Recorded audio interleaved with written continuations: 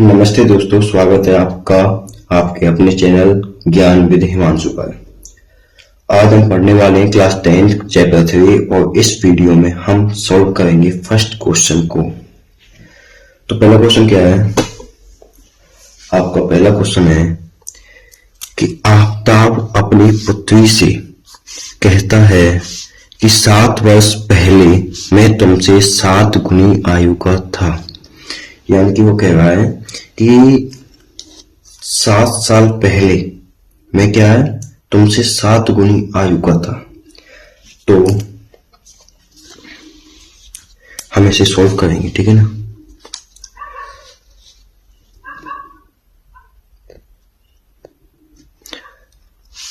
माना कि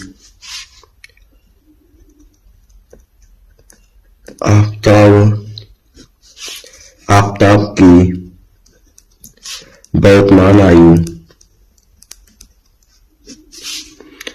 हम मानेंगे कि आफताब की वर्तमान आयु कितनी है? x ईयर, x वर्ष। वही अगर उसकी बेटी की और उसकी बेटी की वर्तमान आयु माना कितनी? y वर्ष मान ली, ठीक है ना। तो ये तो हमने आसान सा स्टेप है, ये कर लिया फॉलो। अब क्या करेंगे? ये कह रहा है हमसे कि 7 वर्ष पहले, तो पहले तो हम इनमें से दोनों की, आफताब और उसकी बेटी दोनों की एज में से 7 घटाएंगे। तो 7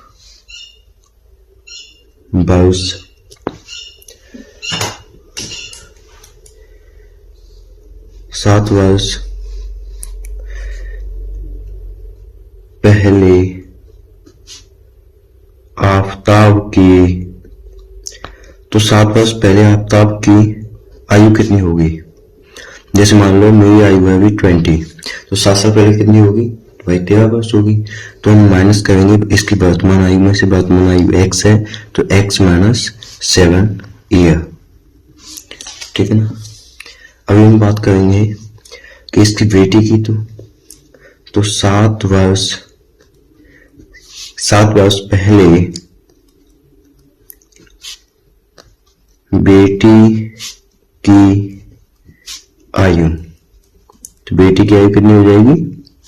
y माइनस 7 ईयर,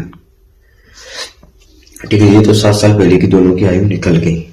अब हम आते हैं प्रश्न पर कि क्वेश्चन क्या कह रहा है। तो प्रश्नानुसार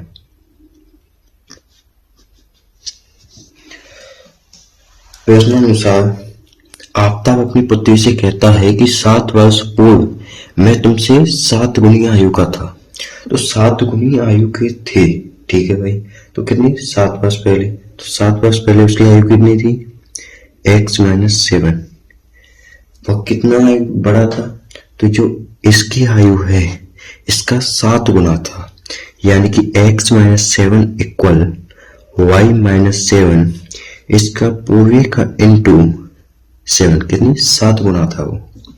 तो इसको सॉल्व करेंगे, ठीक है। तो x माइनस 7 इक्वल का 7 का गुणा मल्टीपल इसमें करेंगे तो 7y माइनस में 49। अभी हम क्या करेंगे? तो अभी हम करेंगे कि 7y माइनस 49 को इधर ले आएंगे। तो x माइनस 7, ये प्लस की है तो इधर आएगी तो माइनस 7y, और ये माइनस की है तो इधर आके क्या हो जाएगी? ये प्लस 49 इक्वल 0। अब ये माइनस है, ये प्लस है, यदि प्लस में से माइनस कटेगा तो कितना आएगा? तो x माइनस 7y प्लस 49 में 7 गया तो 42 इक्वल 0। अभी हम x माइनस 7y, इस 42 को वापिस उधर भेज देंगे, ये इधर प्लस है तो इधर जाके क्या हो जाएगा माइनस, तो -42। ये क्या हो गया, ये हो गया समीकरण फर्स्ट, ठीक है ना। अभी हम क्या करेंगे, फिर आगे क्या कह रहा है कि फिर 3 वर्ष बाद मैं तुमसे केवल 3 गुनी आयु का भेज दूंगा, यानी कि 3 वर्ष बाद वह केवल 3 गुनी आयु का भेजेगा। यानी कि हम इसमें क्या जोड़ेंगे, जैसे कि आज मेरी एज है 20, अब मैं एक 3 वर्ष बाद कितनी साल का हो जाऊंगा, 3 जोड़ेंगे ठीक 23 साल का हो जाऊंगा ना। तो इसमें हम कहेंगे कि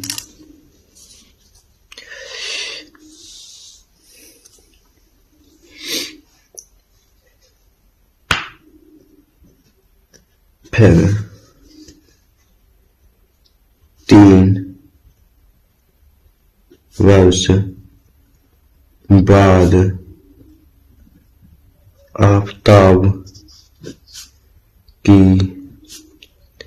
आयु x+3 हो जाएगी। और यहीं अब हम बात करें इसकी बेटी की,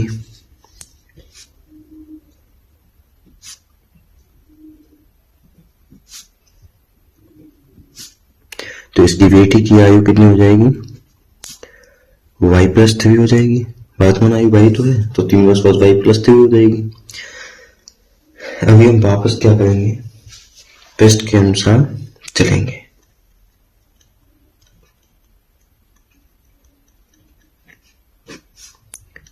ठीक है, तो प्रश्न में क्वेश्चन के अकॉर्डिंग कैसे चलेंगे। तो क्वेश्चन क्या कह रहा है, देखिए कि अब से 3 वर्ष बाद, देखो क्वेश्चन नहीं दिख रहा, अब दिख रहा है, तो अब से 3 वर्ष बाद मैं तुमसे केवल 3 गुनी आयु का भेजूंगा। यानी कि ये कह रहा है कि अब से x+3, अब से 3 वर्ष बाद मैं तुमसे केवल कितनी आयु का भेजूंगा, तो इसकी आयु से यह केवल 3 गुनी आयु का भेजेगा। ठीक है, तो y+3 में हम पूरे में 3 का गुणा कर देंगे। अगर हम ऐसे सॉल्व करेंगे तो x+3 इक्वल 3y + 9। ठीक है ना, समझ में आ गया। अभी हम इसे पूरे मटेरियल को इधर ले आएंगे, तो x+3 - 3y - 9 इक्वल 0। अभी हम x - 3y, इस प्लस वाले 3 को, इस प्लस वाले 3 को हम -9 में से घटाएंगे तो हमारा आएगा -6 इक्वल 0। तो अभी हम -6 को, जो -6 है, इसको वापिस हम वही भेज देंगे जहां से हमने उठाया था। तो x - 3y इक्वल में 6। तो हमारे पास अभी दोनों समीकरण आ चुके हैं। ये क्या हो गया, समीकरण 2 हो गया, और समीकरण 1 हमारे पास ये पहले से है ही, यानी कि समीकरण 1 हमारे पास है, समीकरण 2 ये रहा। तो अभी हम हल करते हैं, समीकरण इसी से हल कर लेते हैं पहले। तो समीकरण 2 को हल करने पर आपको एक बात बता दें, तो जहां आपको क्वेश्चन शुरू करना है वहां पहले हल जरूर लिखना है। मैं भूल गया था, एग्जामिनर इन्हीं बातों को देखता है। ठीक है ना, तो ऐसे हल लिखना है। ठीक है, तो समीकरण 2 को अगर हम हल करेंगे तो कैसे करेंगे कि समीकरण 2 है x - 3y इक्वल में 6। पहले तो एक हम बॉक्स बनाएंगे। ठीक है, तो इस प्रकार से बॉक्स बना लेना है। अभी हम सॉल्व करेंगे। ठीक है, तो ये क्या है, तो x को यहाँ अकेला रहने देंगे।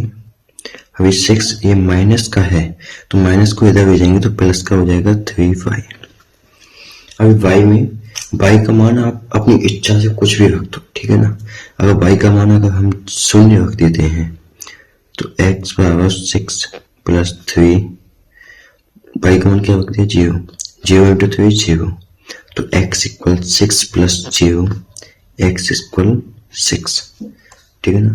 तो x का मान क्या आ जाएगा 6 आ जाएगा, 0 हमने क्या रखा था, y का मान 0 रखा था। अभी हम दोबारा रखेंगे ऐसे ही इसमें इसी का मान, ठीक है ना। चलो यहाँ कर लेते हैं इसे। तो अभी ऐसे ऐसे रखेंगे तो हम कह सकते हैं कि x इक्वल आगे क्या है 6 प्लस 3y। अभी माना कि y की जगह हम क्या रख लें 1 रख लें, तो y की जगह क्या हो गया 1 रखा हमने, तो हमारा आंसर क्या आएगा x equal 6 plus 3 into 1, x equal 6 plus 3, x equal 9, तो x का मान क्या आ जाएगा 9 आ जाएगा। अभी अगर हम इस y की जगह 2 रखते हैं तो x इक्वल 6 प्लस 3 इंटू 2, तो x इक्वल 6 प्लस 6, तो x इक्वल 12।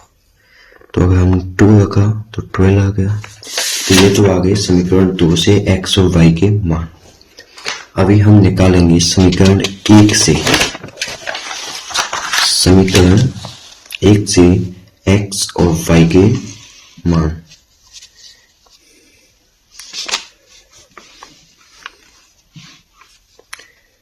समीकरण 1 को हल करने पर, समीकरण 1 को हल करने पर, तो समीकरण 1 क्या था, तो समीकरण 1 था आपका x minus 7y equal minus 42, ये क्या था समीकरण 1 था। तो इसको हम इधर भेज देंगे, ये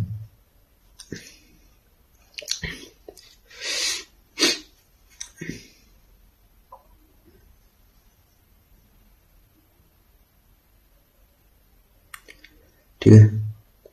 तो अभी हम इसे क्या करें, ये समीकरण 1 शायद कुछ और था। समीकरण 1 है आपका x minus 7y equal minus 42, ठीक।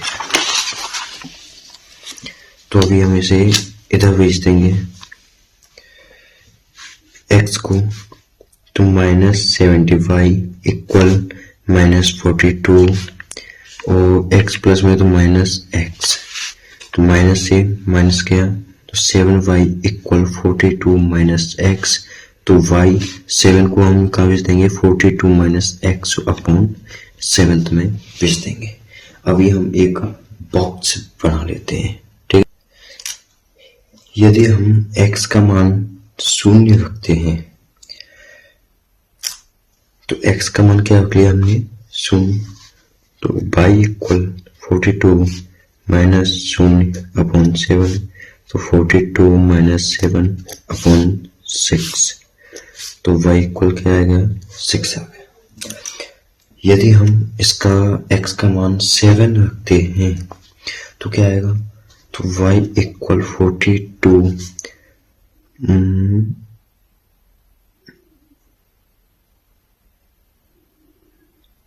माइनस 7, तो इक्वल में यदि हम 42 में से 7 माइनस करेंगे तो आंसर आएगा आपका 35 अपॉन 7, तो ये क्या आ जाएगा 5। यदि हम x का मान 14 रखते हैं, ठीक है, ये सब बोल है।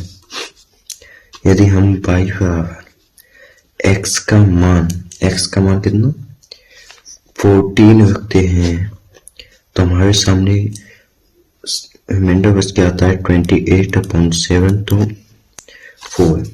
यदि हमने 14 x का मान रखा तो हमारे सामने आया 4। अभी हम इसे ग्राफ में बनाएंगे।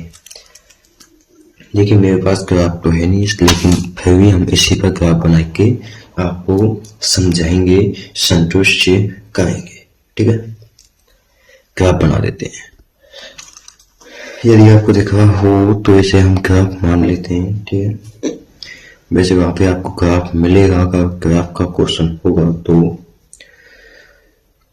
देखिए, क्वेश्चन वो हमने समीकरण नहीं लिख लिए हैं उनके मान, तो उनके मान है समीकरण 1 का मान रखते हैं पहले, तो x का 0 y का 6। ठीक है ना, तो x का क्या हो गया 0 हो गया और y का क्या हो गया 6 हो गया, तो यहाँ पे और यहाँ पे ये हो गया x का 7 y का 5। तो x का 7 कहाँ पे होगा, तो x का 7 होगा यहाँ पे, और y का 5 कहाँ होगा, तो y का 5 होगा यहाँ पे। ठीक है,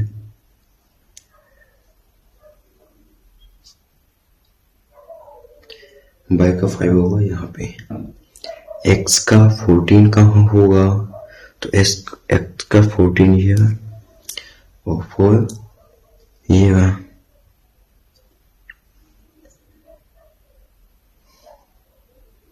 ठीक है, तो अगर हम इसको एक सेंट्रल यानी कि एक पॉइंट बैठाने की बात करें तो इस प्रकार से समीकरण 1 बैठ पाया है। ठीक है, अभी हम बात करते हैं समीकरण 2 को रखने की।